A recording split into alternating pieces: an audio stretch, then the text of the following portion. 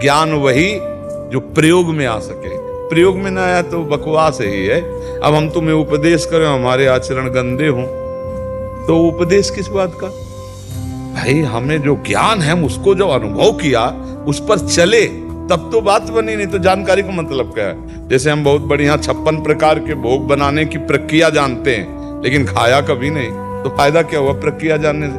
पहले प्रक्रिया जाना और पहले खाओ, खा के पचाओ, उसका स्वाद समझो, फिर प्रवचन करो तो अपने आप रंग आ जाएगा। तो हम लोग ज्ञान तो बहुत जानते हैं, ऐसा नहीं कोई ना जानता हो। आप किसी के पास बैठ जाओ प्रणाम करके, बढ़िया ज्ञान आपको दे देगा, पर उपदेश कुशल बहु तेरे, लेकिन आचरण में उतारना ये कठिन बात है। तो जो आचरण में उतार ले सो ज्ञानी, और जो आचरण में नहीं उतारा तो अज्ञानी ही है। ज्ञान की बात करते हुए वो ज्ञानी नहीं है।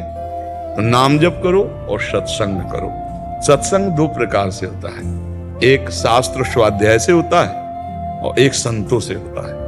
शास्त्र स्वाध्याय भी सत्संग, मान लो रोज संत संग ना मिल पाओ, ऐसे तो आजकल मोबाइल है, मोबाइल से सत्संग सुन लो, नहीं तो शास्त्र स्वाध्याय करो।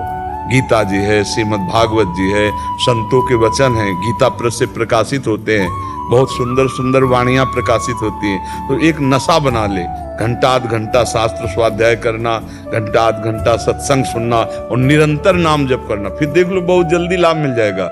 इस लोक का परलोक का सब सुख मिल जाएगा। विश्वास करो, भगवान में विश्वास।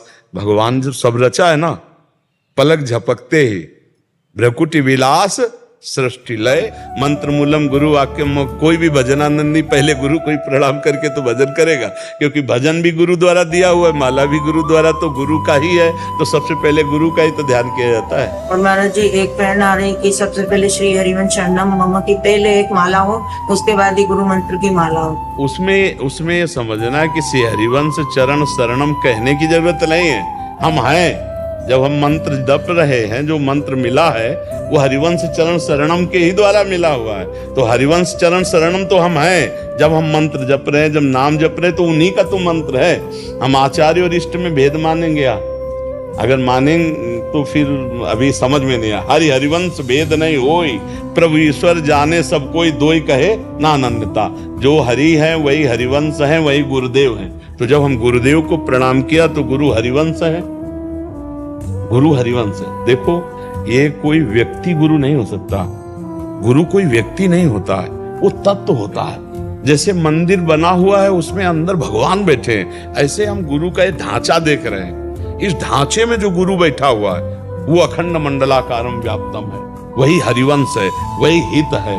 दो थोड़ी कि हरिवंश और गुरु दो, जो हरिवंश वही गुरु, जो गुरु वही हरिवंश, हित ही गुरु है। हम हित तत्व तो न देखने के कारण गुरुदेव को अलग मान रहे, हरिवंश को अलग मान रहे और प्रिया प्रीतम को अलग मान रहे। आप देखो भावना में देखो अलग हो गए ना, कि हरिवंश की माला एक अलग, गुरु मंत्र की माला अलग, तो अलग मान लिया ना। नहीं ये ठीक नहीं है।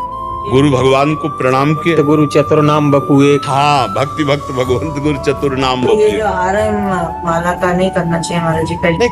नहीं करना चाहिए, हम नहीं कह रहे, लेकिन भेद नहीं करना चाहिए। अगर हम श्री हरिवंश चरण शरणम बोल रहे हैं तो हो रहा है, सब कुछ हो रहा है। अगर हम शरणागत मंत्र जप रहे हैं तो हरिवंश चरण शरणम ही हो रहा है। अगर हम राधा राधा बोल रहे हैं तो वो शरणागत मंत्र ही हो रहा है। राधा वल्लभ श्री हरिवंश बोल रहे हैं तो हरिवंश चरण शरणम ही हो रहा है। वो सब एक ही है, वो अलग नहीं है। अलग करके देखने में भेद नजर आता है, तो भेद मिटा दे हम,